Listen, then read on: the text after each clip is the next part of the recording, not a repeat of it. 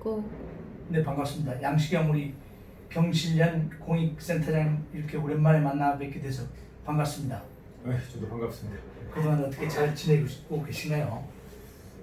뭐 세월이 많이 지났지만은 그 시대 변화 상황이 녹록치 않아 가지고 계속 고민은 예전과 똑같은 것 같아요. 뭐 저랑 같이 이제 제대학 8학번 시절에 학생회 활동, 학교 활동도 같이 하면서 참 그때도 탑동 매립 문제에 대해서 상당히 두각을 나타내고 지역의 어쨌든 그 올바름을 위해서 상당히 노력했던 부분을 기억하고 있어요.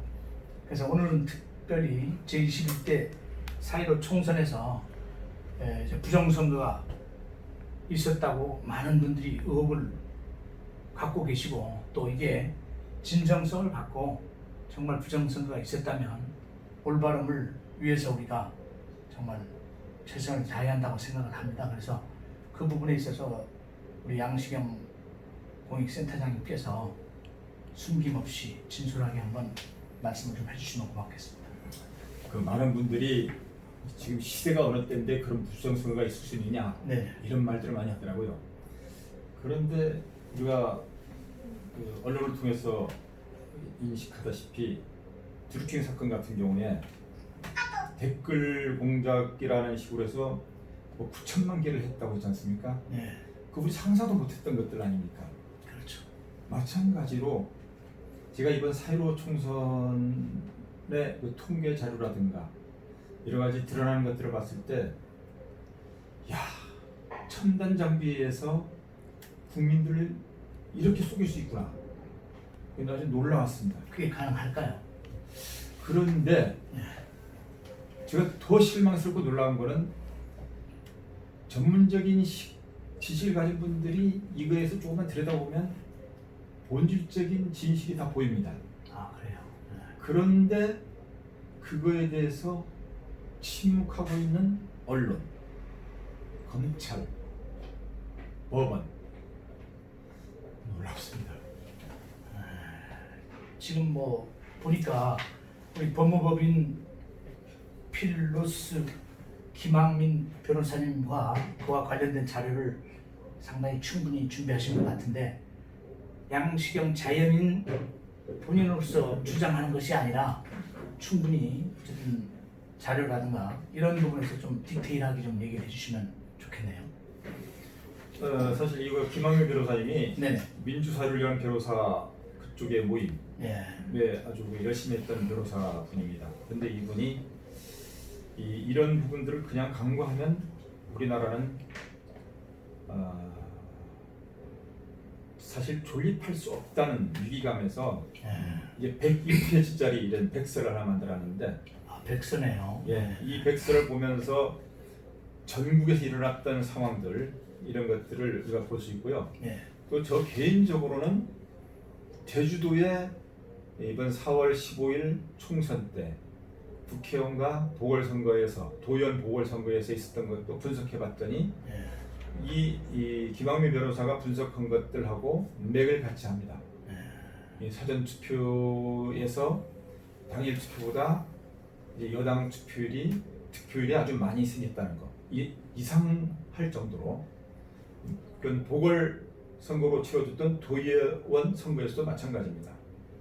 이런 측면에서 이거는 제주도도 예도 아닌 전국적인 한 현상이었다는 것을 여기서 느낄 수 있는 거죠. 그러면 뭐 2020년도에 4월 15일에 치러진 이런 그 총선에 있어서 실제적인 어떤 사례들이 있다면 몇 가지 좀 말씀해 주시면 좋겠네요. 뭐 지금 많이 언론에서 보도됐습니다만은 당일 선거에서는 상당히 크게 이겼던 분들이 사전 투표함이 열리면서 뒤바뀐 사례도 많이 있지 않습니까? 그래서 전국적으로 보면은 63대 36으로 사전 투표율 비율이 여당하고 야당하고 비율이 이제 맞춰지면서 경기, 인천, 서울 상당히 민감한 곳에서 이런 식으로 나타나는 것이 주된 것들이었거든요. 그런 비율이 일정하게 맞춰진 거, 이것은 우연히 된 것이 아니라 조작에 의한 것이지 않고는 있을 수 없다는 것들이. 그러면 그게 뭐 컴퓨터 조작을 얘기하는 거예요? 아니면 그것은 요즘 같이 이제 첨단화된 시대에서는 이 첨단 컴퓨터라든가 이런 추계 표기 이거에 의해서 이제 이루어졌다고 이제 보는 거죠. 그러면 법적 내지는 이런 부분에서는 앞으로 향후에 어떻게 지난번에 제20대 선거에서도 이제 문제를 제기하면서 모 후보가 소송을 제기했습니다. 그랬더니 한 달 안에 소송이 이루어져서 수개표가 이루어졌습니다.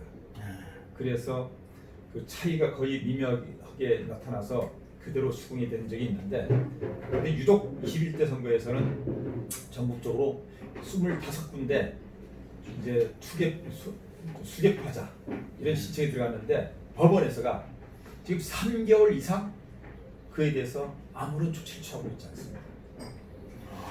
21군데나요? 25군데. 25군데요. 앞으로 이게 진실이 밝혀지고 제대로 국민들한테 납득이 갈 수 있도록 투개표가 이루어졌으면 좋겠습니다. 그런데 지금 보기에는 수개표로 이루어졌을 때는 진실이 드러나서 지금 현 정부라든가 그 관계된 사람들이 상당히 고민에 처하기 때문에 이거 하지 않으려고 구실을 만드는 것 같아요. 그런가요? 어쩌면 법원에서가 이걸 기각하는 식으로 나올 수도 있다는 생각이 듭니다. 최악의 경우에는. 그랬을 때는 우리나라의 사법 정의는 죽는 거죠. 그렇게 되면은 국민들이 저항권을 행수할 수밖에 없는 불가피한 상황이 될 수밖에 없다는 생각이 듭니다. 그런 일이 없어야 된다고 생각이 드는데 그런 일이 있을까봐 저는 두렵습니다. 그러게요. 네.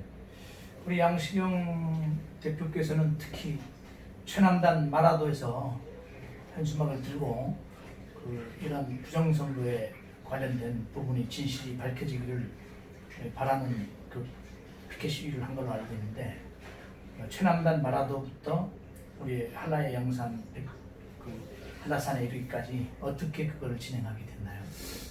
저는 사실 5월 8일 네. 4.15 총선에 대한 그 사회단체 역할이라는 그 기고를 통해서 우리나라를 대표하는 사회단체들이 이제 언론과 사법기능과 중앙선거관리위원회라든가 이런 쪽에 사회단체로서 역할, 진실을 좀 제대로 규명해주는 식의 역할을 해줄 줄 알았는데 전혀 기대에 부응하지 못했습니다. 그래서 저는 너무 실망이 커서 좌절하고 있었는데 저와 비슷한 생각 가진 동지분들이 계신 걸 확인하고는 용기를 내가지고 그러면은 우리나라 최고 남쪽 마라도에서부터 불씨를 한번 살려보자. 그런 마음을 의미가 가지고, 있네요. 예, 그런 마음을 가지고 시작을 했고 그러면서 한라산 정상은 언제 가셨어요? 예, 7월 14일 날 갔습니다.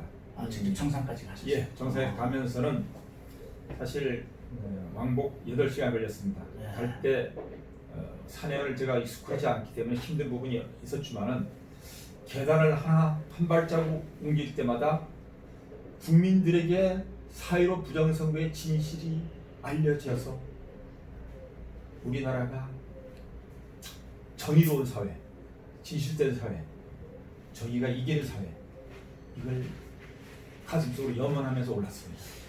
어떻게 보면 대학 시절부터 양시경 우리 대표는 저도 쭉 같은 또 한편으로 보면 친구이자 동료일 수도 있는데 이런 시간을 통해서 정말 이런 인터뷰를 하는 것 자체가 대한민국의 슬픈 현실이라고 감히 생각이 듭니다. 비록 제주인 뉴스라는 지방 로컬에 그닥 알려지지 않은 언론인 거는 틀림이 없으나 우리가 이 사회를 지탱하는 데 있어서 정의는 매우 중요하고 대한민국의 역사는 바로 세워져야 하는 마음으로 기꺼이 그 양시경 대표가 지금 하고 있는 4.15 부정선거에 대해서 이런 인터뷰를 하게 됐는데 참 정말 가슴에서 우러나오는 우리 국민들을 위해서 앞으로 어떻게 그 행동을 더 하고 싶고 또 어떤 처신을 하겠다는 의지가 있으면 좀 말씀을 해주시면 좋겠네요.